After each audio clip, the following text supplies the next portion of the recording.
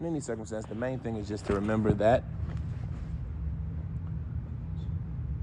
like, the statement of the scholars are weighed against the evidence. And so when you have these competing statements from the scholars, you want to try to get it back to its source. Because you'll find some, and it's also your environment that you're in. You'll find some scholars nowadays who say no and some scholars who say yes. طيب.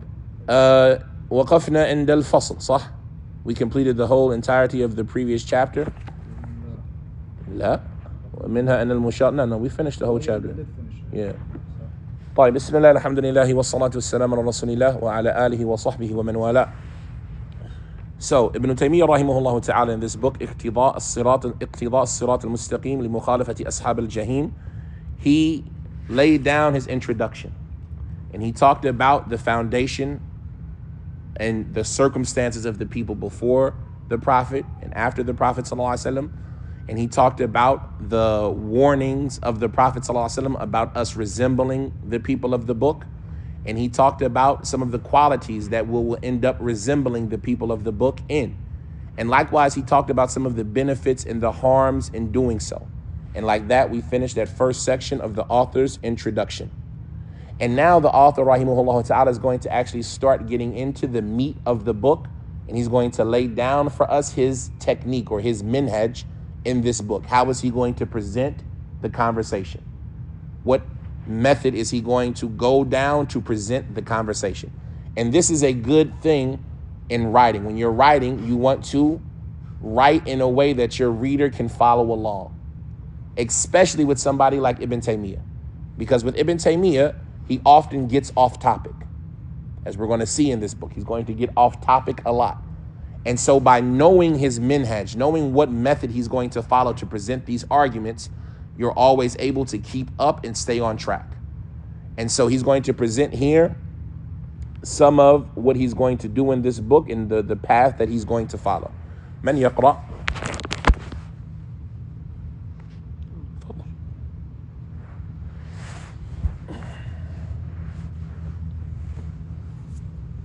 Bismillahirrahmanirrahim. Alhamdulillah wa salatu wa salam ala rasulillah sallallahu alayhi wa sallam. اللهم اغفر لنا ولشيخنا ولأستاذنا وللمؤمنين والمؤمنات. آمين. اللهم علمنا ما ينفعنا وانفعنا بما علمتنا وزدنا علما نافعا.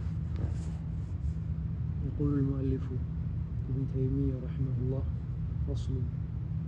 لما كان الكلام في المسألة الخاصة قد يكون مندرجا في قاعدة عامة، بدأنا بذكر بعض ما دل من الكتاب والسنة والإجماع على الأمر بمخالفة الكفار والنهي عن مشابهتهم في الجملة، سواء كان ذلك عاما في جميع أنواع المخالفات أو خاصا ببعضها، وسواء كان أمر إيجاب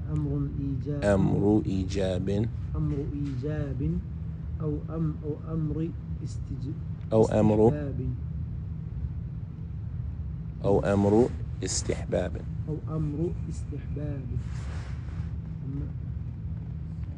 السلام عليكم. Come on, keep going. ثم أتبعنا ذلك بما يدل على النهي عن مشابهتهم في أعيادهم خصوصا. وهنا نكتة. خلاص حسبه. طيب. So, any questions about any particular vocabulary? The author, he says فصل, right? After beginning his introduction, طيب, this is a new section. فصل, separating it from what has previously happened. لما كان الكلام في مسألة خاصة قد يكون مندرجا في قاعدة عامة. When speaking about a specific issue, could be included in the more general principle. Sometimes a specific issue is part of a much more general conversation. Like, what's the specific issue that this book was written for? It's the first thing the author mentioned in the introduction. Let's go back. Go back. Let's go back to the first line of the book. Yeah, that's okay. I guess. Let's go back to the first line of the book, where he says, وَبَعْدْ.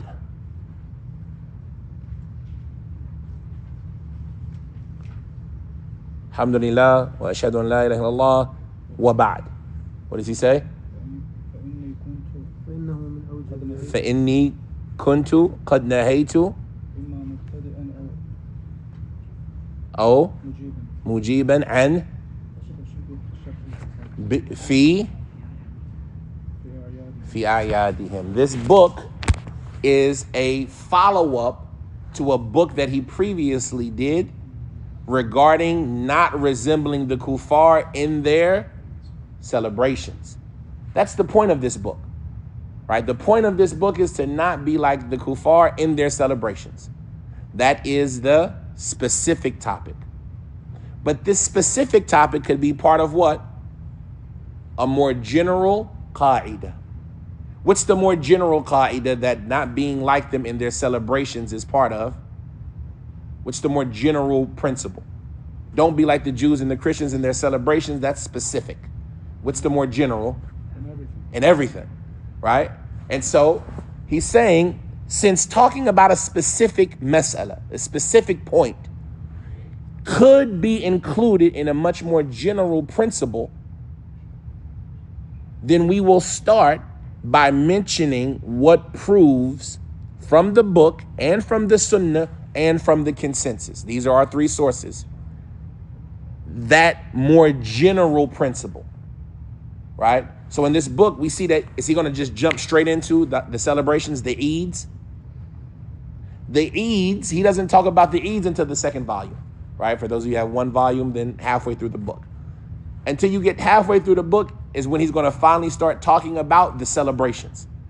But the first half of the book is all about what? The general point. What does the Quran say generally about resembling the kuffar? What does the Sunnah say generally about resembling the kuffar? What does the consensus say generally about resembling the kuffar? Because once you know that general principle, you can apply that general principle to all the specific matters. And this is why we have qawaid. This is why we have general principles in our religion. We just talked about the principle, certainty is not removed by doubt. That's general principle. I can apply that to wudu. I can apply that to salat. I can apply that to marriage. I can apply that to ownership. That general principle, once I know the answer to it, applying it to the certain circumstances is easy. And so for that reason, he says we're going to begin with mentioning some, not everything. We can't mention all of the proof from the Quran and the Sunnah and the consensus that talks about not resembling them in general. But instead, we're going to mention some of what is in the book, the Sunnah, and the consensus. So this is the order that his book is going to go. The first section is going to be proofs from the Quran. The second section will be proofs from the Sunnah. The third section will be proofs from the Ijma'. And then after that, he'll get onto the specific topic. So as you're reading the book, right, or even what I would do here as I go back, I didn't do it, but I do it in my other book. Oh, yes, I did. So, for example, in my book, I have Kitab. It starts on page 97, right? The evidences that he's going to bring from the book, I marked it in my book. It starts on page 97. And then the evidences that he's going to bring from the Sunnah. Now, you can't use it in your book. Your print is different. Is it? Yeah, because I got 2-volume print of Uqla. Go to 97. Does your 97 start with the proof from the Quran? 97, yeah. Does it have at the bottom of it the page, وَقَالَ اللَّهُ تَعَالَى? No. Subhanahu. Okay, so me and you got the same print, right? So from page 97 is when he brings his first proof from the Quran. And then page 185 is when he brings his first proof from the Sunnah. And then page 363 is when he brings his first proof from the consensus. And so, like in doing that in the book, I'm able to, if I need to go back to it, I remember an ayat he mentioned that was really good. I got it right here. I know this section is all about ayat. And I know this section is all about the Sunnah. And I know that this section is all about the ijma'. And so in that order also, that's our methodology. The order is Quran, Sunnah, Ijma'. Right? This is how we prove something. We always start with Quran, Sunnah, Ijma'. Quran, Sunnah, Ijma'. He says, so we're going to start off with that which proves some of this from the Quran, from the book, the Sunnah, and the consensus, that proves the command to be different than the kuffar. Look at the wordage. The command to be different and the prohibition of resembling. That shows us that those are two different what? They're two different realities. There's a command to be different. So even if it's not being the same, you've still been commanded to do what? Be different. And there's a prohibition from resembling. So we need to know what is being different and what is resembling, because they're two different realities. He says, so I'm going to mention some of that which proves the command to be different than the kuffar and the prohibition against resembling them in general, fil jumla.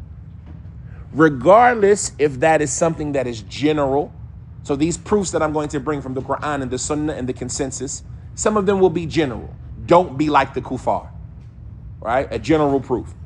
And some of them, regardless if that is something that is general in all aspects of being different, or if it's something that is specific with some of them. Don't be like the Jews, dye your beards, right? So that's a proof, but is that general in all types of being different? No, this is specific about that one type. But this is still a proof that what? To be different. This is still a proof to not what? Resemble. So he's going to mention some of the proofs that prove the prohibition of being like them and the command to be different than them and the prohibition of being like them in general, regardless if those proofs are general in the sense that they cover every aspect, or if they are specific with just certain aspects. And this is going to be regardless if the proof is one that is a command of obligation. Sometimes the Prophet will tell you not to be like the Jews, and that command is what? Wajib. And sometimes the command might be mustahab. Sometimes he might tell you not be like the Jews, and that command is mustahab, right? So I'm going to mention all of the proofs, whether they're specific or general, whether they prove obligation or preferability, prohibition or dislikeness. I'm going to mention all of the types of proofs.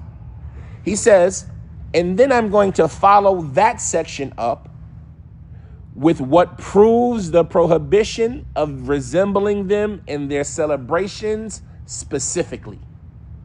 So after I finish the first three sections of the book, the fourth section of the book is going to be the specific evidence to not resemble them in their celebrations. And in my print, that starts on page 479, right? Now, تفضل. وهنا نكتة قد نبهت عليها في هذا الكتاب، وهي أن الأمر بموافقة قوم أو بمخالفتهم قد يكون لأن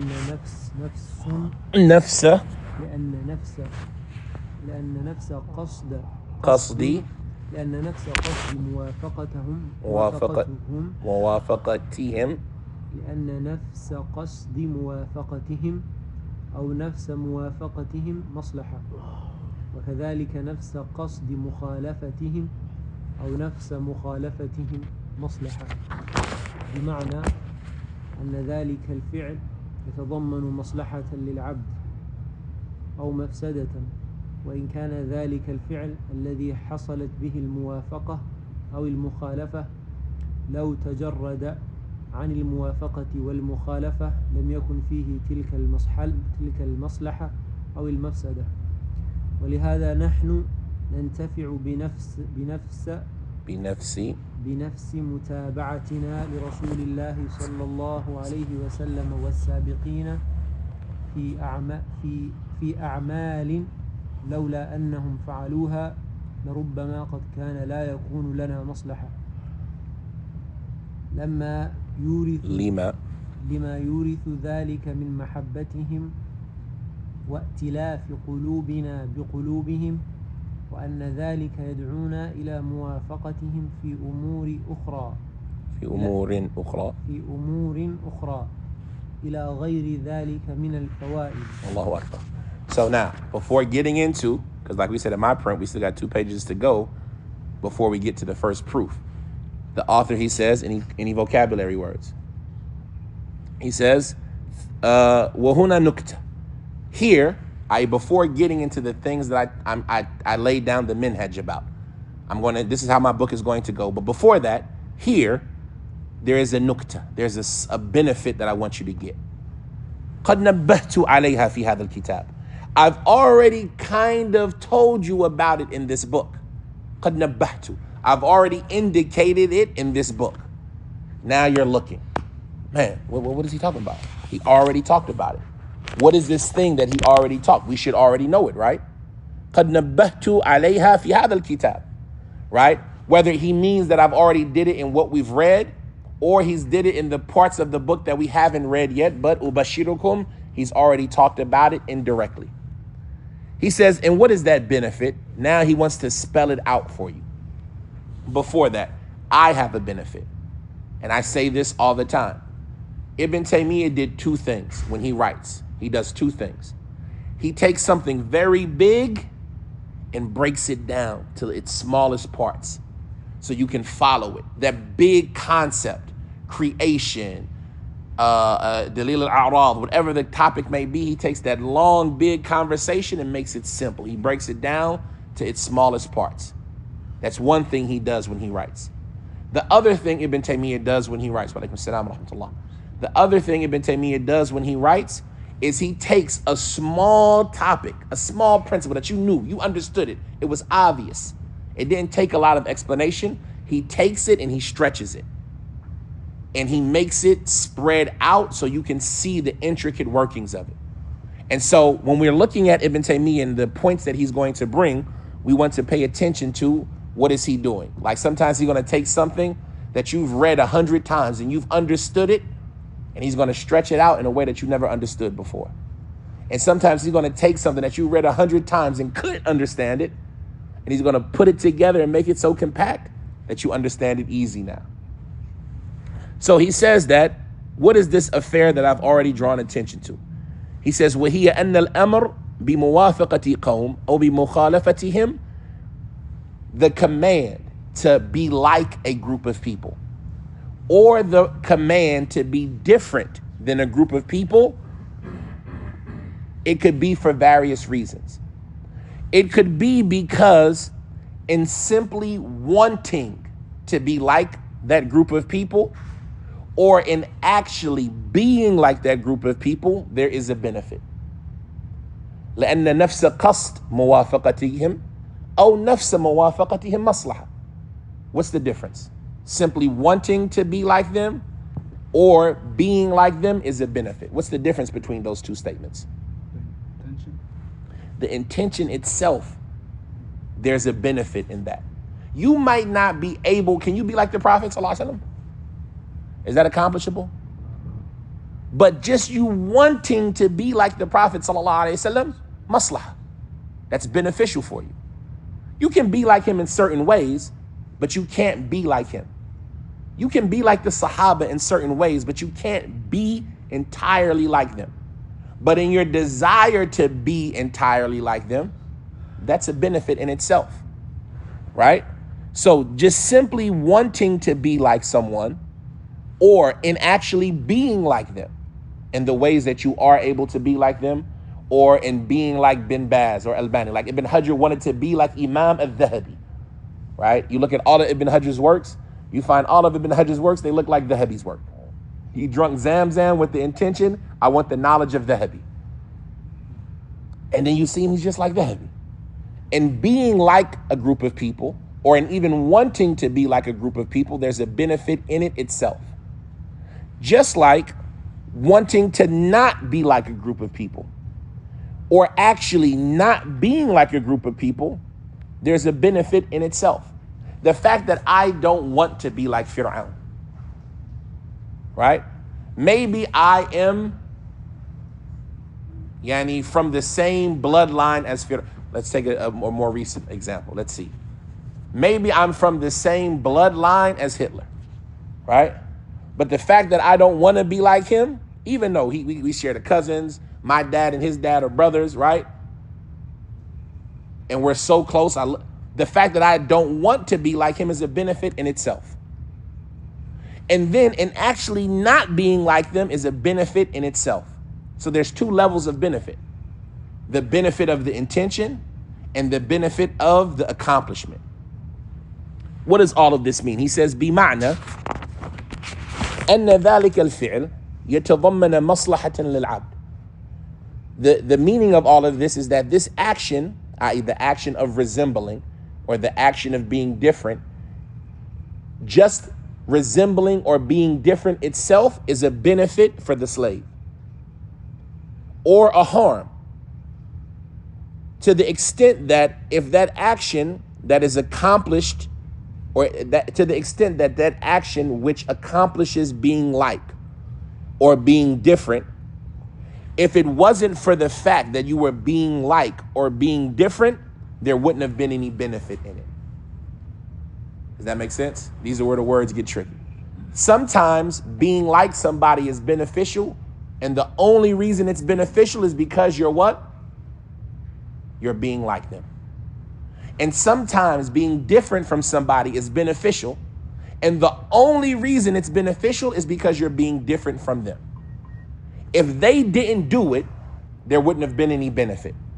But because they did it and you do it, it's now beneficial. And because they did it and you don't do it, that's the benefit. For example, yesterday, I sat on the minbar before Dhuhr, right? Why did I sit on the minbar before Dhuhr? First question, is there a benefit in sitting on the minbar before Dhuhr? No, there's no benefit. I just wanted to sit down. I sat down on the minbar. There's no religious benefit in sitting on the minbar before Dhuhr, right? But is there a benefit in sitting down on the minbar before Jummah? Let's give an even better example. Is there a benefit, not just in sitting down on the minbar, is there a benefit? Is there a benefit, not for the adhan, sitting on the minbar, is there a benefit? It's going to get you to paradise sitting on the minbar? No. Huh? No. It's just, all right, rest. We're not talking about the worldly benefit. We're talking about your religious benefit. If I sit on the minbar or a chair or a tree stump or I stand, does it make a difference? It's all mubah. It's all permissible. But when Jum'ah comes and I step and I sit down, why did I sit down? Because the Prophet sat down. Why did the Prophet sit down? Maybe the rest, right? Why would he sit down in between both khutbahs? He could have stood up. I don't know. I don't know what the benefit is. But I do what? I do it. Why do I do it? Because he did. And the only benefit for me is I'm being like him. I don't know what the benefit. If he didn't do that, would I have done it? No. You see what I'm saying? The only benefit in me sitting on the minbar is what? To be like him. I don't know what the benefit of is. 3 steps, 5 steps. Is there a big difference? Why do I only have 3 steps? Is it the sunnah? Well, depending on what group of people you're talking to. Remember, the sunnah has different definitions. The person of hadith, it's the sunnah. The Prophet's steps were described that way. Do I get rewarded for having 3 steps? Is there a command to only have 3 steps? Because sunnah to the people of fiqh means what? Ma amara bihi ash-shari' ala wajhi ghayri lazim. The legislator told you to do it, but in a way that's not binding. Did Allah or his messenger tell me to have 3 steps? Fadl. I don't know of any proof that says you have to have 3 steps, but the Prophet had 3 steps. So why do I have 3 steps? And there's no other reason for me having 3 steps except to be like him. So the benefit is only in being like him.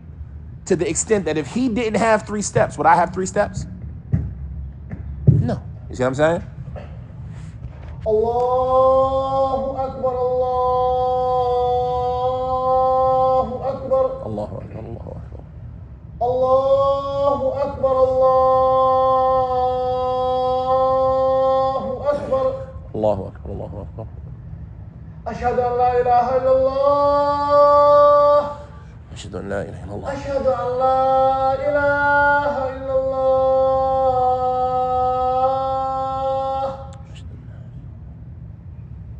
أشهد أن محمدا رسول الله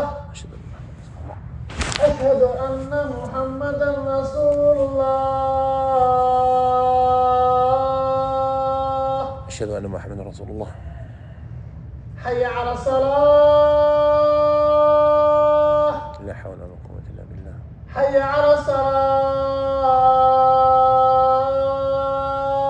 لا حول ولا قوة إلا بالله. حي على الفلاح لا حول ولا قوة إلا بالله. حي على الفلاح لا حول ولا قوة إلا بالله. الله أكبر الله أكبر الله أكبر، الله أكبر. لا إله إلا الله لا إله إلا الله وحده لا شريك له، له الملك وله الحمد وهو على كل شيء قدير. الصلاة القائمة آتي محمدا وصيلته وفضيلته وبعث مقام محمد الذي وعدته رضيت بالله ربا وبالإسلام دينا وبمحمد صلى الله عليه وسلم نبيا ورسولا. Naam. And so we understand that what the author is saying here is that, and sometimes that action contains a benefit for the slave or a harm that if it wasn't for the fact that doing that action would be like or different than a group of people, if they didn't do that action, there would be no benefit or harm in it. But وَلَمْ يَكُنْ فِيهِ تِلْكَ الْمَصْلَحَةِ. If they didn't do it, they wouldn't have this benefit or that harm. What does he say? He says, وَلِهَذَا نَحْنُ نَنْتَفِعُ بِمُتَابَعَتِنَا لِرَسُولِ اللَّهِ صَلَى اللَّهُ عَلَيْهِ وَسَلَّمَ وَالسَّابِقِينَ فِي أَعْمَالٍ لَوْلَا أَنَّهُمْ فَعَلُوهَا لَرُبَّمَا قَدْ كَانَ لَا يَكُونُ لَنَا مَصْلَحَةً. For this reason, we benefit from simply following the Messenger sallallahu alaihi wasallam and the sabiqeen, those that came before us, in actions that if it wasn't for the fact that they did them, maybe there wouldn't have been any benefit in doing them. Things that we do as Muslims, we do them because no other reason than the Prophet, the Salaf, they did it. And if they didn't do it, there would be no benefit in doing it. Kissing the black stone, why do we kiss it? Because of Umar? La. No, he did it. But why do we kiss it? Because the Prophet Muhammad kissed it. Because the Prophet Muhammad kissed it. And what did Umar say? Wallahi, I know that you are a rock. La tanfa' wa la tadur. You're just a rock. You don't have any benefit. You don't cause any harm. And if it wasn't for the fact that I saw the Messenger sallallahu alaihi wasallam kiss you, I wouldn't kiss you. Kissing that rock, if the Prophet didn't do it, would there be a benefit in it? No, there's no benefit in it. It's a rock. It doesn't make better. It doesn't make worse. And the only reason we did it is because what? Because the Prophet did it. And when we understand this, we understand that there's a benefit in just being like, right? Just like there's a benefit in just being like a group of people, there is also a harm in being like a group of people. That if they didn't do it, it would have been fine. But because they did it, it's no longer okay.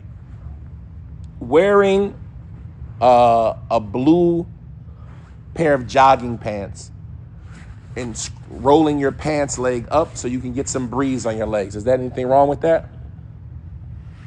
There's nothing wrong with that. But when the Crips do that, we say what? Don't do it. Why not? Because they do it. The only thing wrong with that is what? They do it. The only thing wrong with it is what? You don't need to. Right now, look, I can roll my sleeve up, no problem. Right? And if I had on sweatpants, I could roll my sweatpants up, no problem. But when the Crips roll their right pants leg up, what do I say? Don't do it. Okay, what's wrong with just rolling your pants leg up? What are you talking about?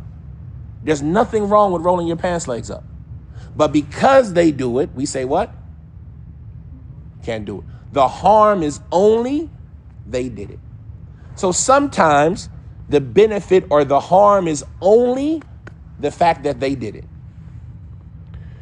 Now, he says, and so when we copy them, talking about the Prophet and the Sabiqeen, when we copy them in things that if it wasn't for the fact that they did it, there would be no benefit in doing it. He says this, yurithu dhalika min mahabbatihim. It forces us. Like, you know what inheritance is, right? I like this word here, yurithu, because it gives you a meaning. Can you stop your inheritance? When somebody dies and they leave you money, can you stop it from happening? You can't. That's why they call those traits inherent. This is an inherent trait. You can't stop it from happening. You're forced, right? Your inheritance, you're forced to take. Can you change your DNA? No. It's inherent in you. You can't change it. It's inherent. That's why they call inheritance, right? So the other, he says, yurithu dhalika min mahabbatihim. When you copy them in things that if it wasn't for the fact that they did it, it wouldn't matter. What does that do? It forces you to love them, right? So if you're copying a group of people who there's a benefit in copying them, what is it going to do? It's going to force you to love them. And if you're copying a group of people who there's a harm in copying them, it's going to do what? It's going to force you to love them. You can't stop it, right? Yurithu min mahabbatihim wal-i'tilafi qulubina biqulubihim. And it forces our hearts and their hearts to be united. You can't help to feel a oneness with them, right? Why did you name your children what you named your children, right? Abdul Rahman. Why do they call you Abdul Rahman? I guarantee you there's somebody or some person that they were trying to be like with you. That they said, you know what, he's Abdul Rahman, right? You ever notice that the names of the people, they always got the same name? Muhammad, his dad is always named what? Every Muhammad you know, a lot of, especially when you look in the books of hadith, every Muhammad, his dad was named what? Abdullah. Yeah. Right? Why? Why is your dad named? Why is everybody Muhammad Abdullah? Muhammad Abdullah. I want to be like the Prophet sallallahu alaihi wasallam. Could they name you something else? Yeah. Right? Every Ibrahim, not everyone obviously, but most of the Ibrahims you know, they got a son named what? Ismail. You see what I'm saying? Why? Every Umar got a son named or a daughter named Hafsa. They want to be like them, and so it forces them to try to be one with them. We talked about that example of Talha ibn Ubaydullah. Out of his desire to be like the Prophet sallallahu alaihi wasallam, he married all of the Prophet's sisters-in-law. Right? He says, وَأَنَّ ذَلِكَ يَدْعُونَ إِلَى مُوَافَقَتِهِمْ فِي أُمُورٍ أُخْرَى. And when you're like them in things that didn't matter, except for the fact that they did it, it's going to force you to be like them in things that what? That do matter. Remember, the things that they do, either it is insignificant, but they did it, or it's good/bad and they did it. So the things that are insignificant, but they did it, if we cut off being like them in those things, it's going to make it easier to cut off being like them in the things that they did that were also bad, right? And if we're like the Salaf in the things that they did that were insignificant, if the Prophet didn't have 3 steps, who cares about 3 steps? But if I'm going to copy him in 3 steps, am I going to copy him in Salah? Am I going to copy him in Hajj? Am I going to copy him in Ramadan? Because if I could copy him in the insignificant things, I'm going to copy him in the things that have a benefit, even if he didn't do it. I'm going to be honest like he was honest. I'm going to be truthful like he was truthful. And if I copy the kuffar in things that didn't, if I dress like the Crip in my attire, it's going to be easy to act like the Crip in the way that I do business, and the way that I deal with women, and the way that all of those things are going to become, you're going to find yourself falling in with them. طيب, let's take this next paragraph. I'm sorry, he says, إِلَى غَيْرِ ذَلِكَ مِنَ الْفَوَائِدِ. And there's other benefits besides this that we mentioned. Keep going. كذلك قد نتضرر بمتابعتنا الكافرين في أعمال لولا أنهم يفعلونها لم نتضرر بفعلها. Now, He says, and the opposite is the case. We might be harmed by following the kuffar in actions that if it wasn't for the fact that they did them, there wouldn't be any problem with doing them. If it wasn't for the fact that the kafir cut his hair like that, you could cut your hair like that. But since the kafir cuts his hair like that, don't cut your hair like that. تفضل. وقد يكون الأمر بالموافقة والمخالفة لأن ذلك الفعل الذي يوافق فيه أو يخالف متضمن للمصلحة أو المفسدة ولو لم يفعلوه. نعم. So that's the first aspect. The action itself has no significance, and the only benefit is they did it, or the only harm is they did it. But there's a second type of action. He says, likewise, وَقَدْ يَكُونَ, and it's possible that the command to be similar to a group or different is because that in being similar or different, there is a benefit inside it or a harm, even if that group didn't do it. If the Jews weren't stingy, being stingy is still what? It's still harmful. If the Salaf weren't honest, being honest is still what? Good. Still a benefit. And so in being like them in this thing, I'm now getting double the benefit. The benefit of being like them and doing the thing that's beneficial, even if they didn't do it. And while being different from them in that thing, I'm being different from them twice. Because they did it and because it's harmful. تفضل. لكن عبر عن ذلك بالموافقة والمخالفة. طيب, if the thing is good or bad in and of itself, why does it matter who did it? If honesty is good, why do I say وَكُونُوا مَعَ الصَّادِقِينَ and be like the honest people? Why didn't I just say be honest? If being stingy is bad in and of itself, then why did he say وَلَا تَكُونُوا, right? And don't be like them. Why didn't he just say don't be stingy? What's the point in attributing it to those people? Be like them, don't be like them. If the action is good or bad in itself, why attribute it to them? That's what he's saying here, right? Sometimes it is expressed either good or the bad quality by attaching it to the one that you want to be like or different from, ala sabil ad-dalala wa ta'rif, just to make it easier to recognize. I don't have to know all of the reasons why honesty is good, right? Why is honesty good? It's good for what? Society. Society, how? Because they don't trust you. Because they trust you? Okay. What else? That's the only reason honesty is good? Why is no fornication good? Why is fornication bad? How? How does it ruin society? It spoils the The ird, it takes away people's honor? Okay. Yeah. It don't matter. Who was honest? The Prophet and the Sabiqeen. It don't matter why it was good. I now know it's good. I don't need to know all of the reasons and the wisdoms behind why it's good.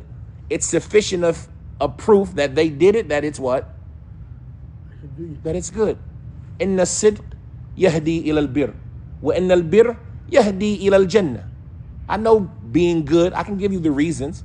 Honesty leads to righteousness. Righteousness leads to paradise. So being honest is good. But if I didn't know all of those reasons, it's a simple of enough proof to know honesty is good. What? They did it. Like, what's the harms in fornication? Right? أولئك يدعون إلى النار والله يدعو إلى مغفرة إلى الجنة والمغفرة بإذنه. Right? It corrupts the society. It separates the families. It leads to diseases. It causes an attack on people's honors, the loss of lineage. It leads to the hellfire. But even if I didn't know all of that, it's enough of a proof to don't do zina that what? That they did it. What did Hind say to the Prophet ﷺ when she accepted Islam? أَوَيَفْأَلُهُ الْمَرْأَةُ الْحُرَّةُ? Would a free woman ever do something like that? It's enough of a disgrace of fornication that only slaves did it. What kind of free, self-respecting person would ever do something like that? I don't need to know the harms in society. It's good enough to know that only animals do this type of thing. You see what I'm saying? And so sometimes, instead of expressing all of the reasons why the action is good or bad, Allah just summarizes. Do it because they did it. Don't do it because they did it. You see what I'm saying? And so this is what he's saying. تفضل. على سبيل الدلالة والتعريف فتكون موافقتهم دليلا على المفسدة ومخالفتهم موافقتهم, you said it right. موافقتهم دليلا على المفسدة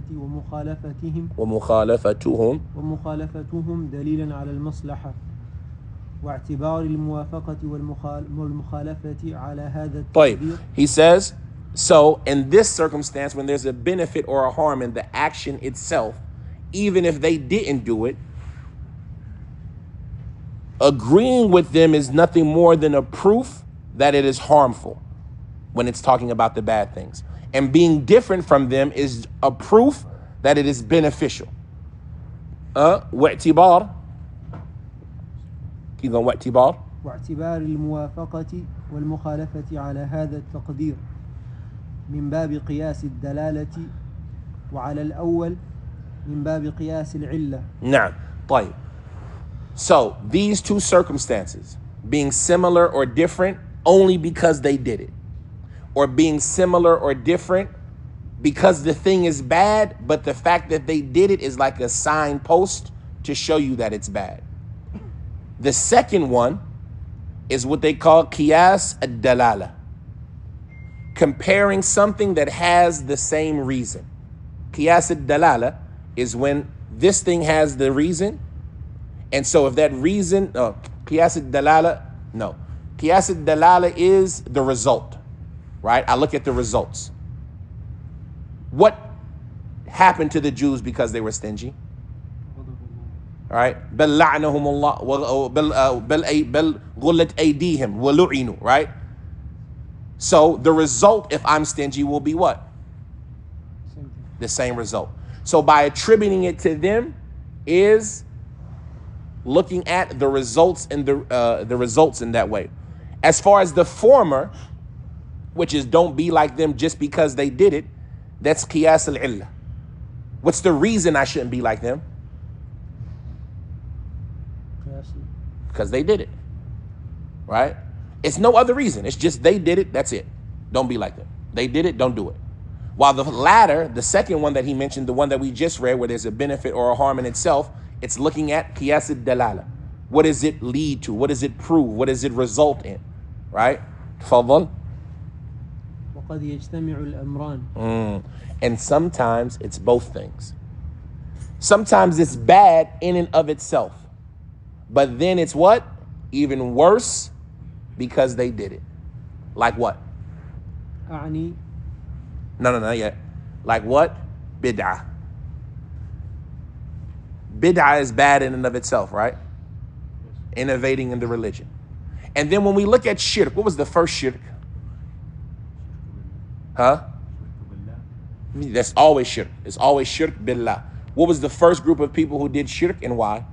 When those who worship Allah was Uzza or Malat. No, those weren't the first ones. Surah An-Nuh. وقالوا لا تذرن آلهتكم ولا تذرن ودا ولا سواعا ولا يغوث ويعوق That's what I mean. ونسرا. ممتاز. How did that end up in shirk? What did they do? Did they just start off one day making shirk? What did they do? Bid'ah. The first thing they did was what? Bid'ah. ودا وسواعا ويغوث ويعوق ونسرا. awliya Allah, righteous people. Let's make a statue. Every time you walk by the statue, you remember Allah, you'll worship Allah. Did Allah legislate that? But by then, what did it become? They worship them. After that, the next generation worship. So bid'ah by itself is bad. But when you compare it, when you add to it that bid'ah in the religion leads to what? Shirk. And that's the quality of not just the people of Nuh, the Christians. How did they end up in their kufr? Did Isa tell the people to worship him? No. Did the Hawariyeen worship Isa? No. What did they do? Bid'ah. وَرُهْبَانِيَّةٌ ابْتَدَعُوهَا مَا كَتَبْنَاهُ عَلَيْهِمْ. And a monasticism that they innovated. We didn't write it for them. We didn't command them to do that. And what did it lead them to? So bid'ah by itself is bad, but when you add to it that it's what they did, it makes it what? It makes it even worse.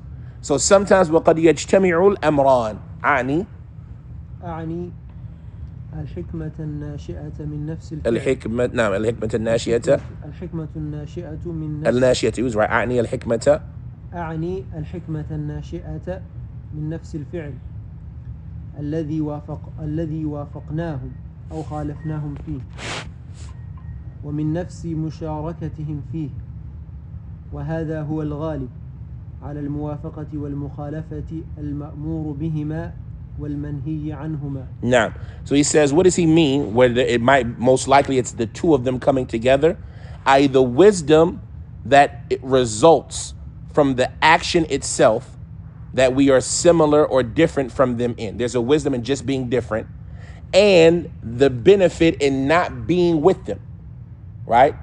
Because this action is harmful by itself. So there's the wisdom of being different and avoiding the harm. You get the benefit of being different and you get the benefit of avoiding the harm. And this is the majority of the case. Most of the time, the problems, because Allah is wise.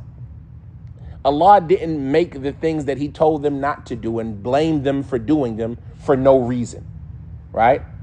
Perhaps there's 3 steps and there's no big reason that there was. Maybe just that Sahabi built the minbar that day and it just happened to have 3 steps, and it could have had 4. It could have had 2. But he just happened to build it 3 and that was it. But more likely than not, there is a reason. And since there is a reason, you get both benefits. You get the benefit of resembling and you get the benefit of the reason, even though you might not know it. And likewise, vice versa on the harm. There is a harm and there's the benefit of not being like them, that you get both benefits. Let's finish this paragraph so we can make salah, inshallah. فلا بد من التفطن لهذا المعنى فإنه به يعرف معنى نهي الله لنا عن اتباعهم وموافقتهم مطلقا ومقيدا. Now he says here, and so therefore it is necessary for us to pay attention to all of this. All of these proofs that he is about to produce, the general, the specific, the Quran, the Sunnah, the consensus, the command that is wajib, the command that is preferable. We need to keep all of this in mind, that it could be for no other reason that they did it, or it could be because that action itself is harmful, but it's more likely both of them. And so if Allah tells you, don't be like the Jews, dye your beards, is that just because they didn't do it, or is there a benefit in dyeing your beards? No, it's probably both. It probably has both benefits because that's the ghalib. Right? And so what about if I say, well, that's only mustahab? I say, let it be mustahab. But it shows us that it's better and I shouldn't be like them generally, because being like them, whether if it was just that they did it or because it's harmful in itself. You right? You see what I'm saying? Somehow it's going to be something wrong with it.